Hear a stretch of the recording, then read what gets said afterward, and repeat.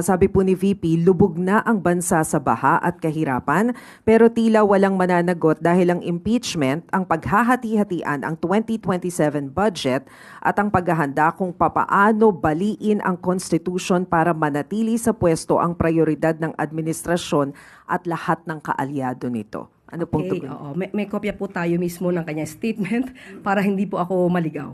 So doon po sa lubog na ang bansa sa baha, totoo naman po. Kitang-kita po natin ito sa Davao City.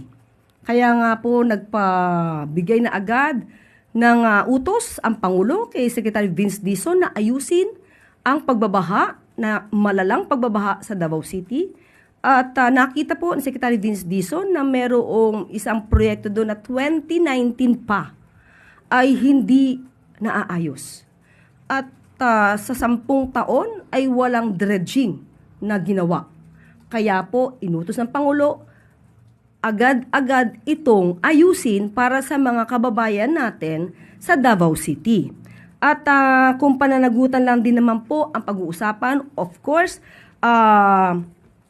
nagsalita na rin po si Ombudsman Boying Rimulya na magsisimula na rin po sila sa pag-iimbestiga tungkol sa malaking pondo dito sa Davao City at tinuturing na epicenter ng mga flood control projects. Pero, hindi naman po niya ibig sabihin na mayroon na agad na issue ng korupsyon.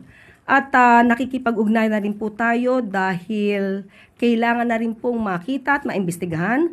Aking ipapakita ang report dated May 30, 2022 kung saan as of March 2022 ay mayroong 13,917 flood control projects na kumpleto sa panahon ni dating Pangulong Duterte.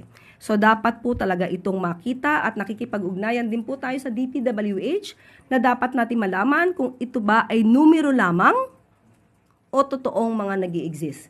Kasi napakalaking bagay kung ito lahat ay maayos, nagawa ng maayos, kumpleto, dahil makakatulong ito sa problema ng baha.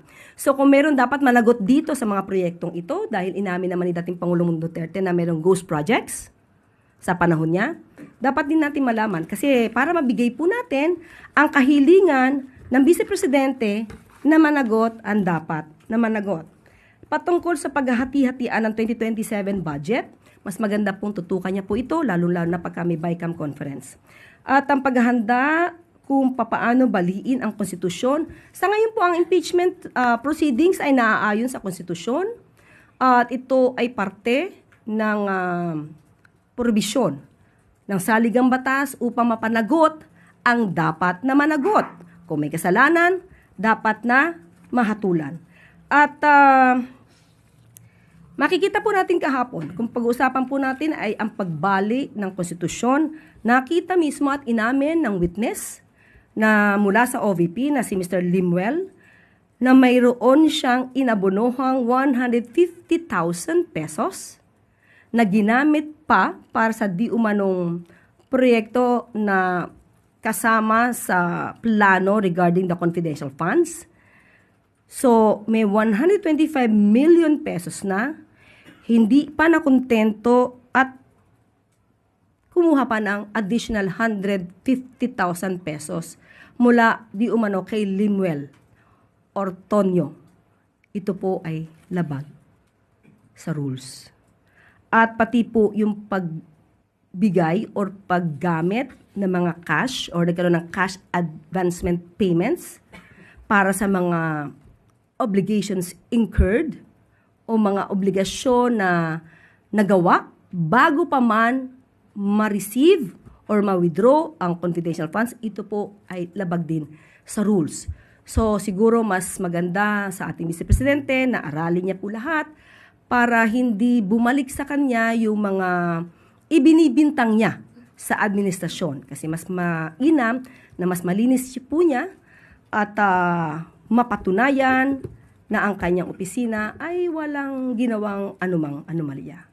Sinabi kasi dito sa last part na para manatili sa pwesto ang prioridad ng administrasyon at lahat ng kaalyado nito. So can you clarify that? Para manatili sa pwesto ang administrasyon.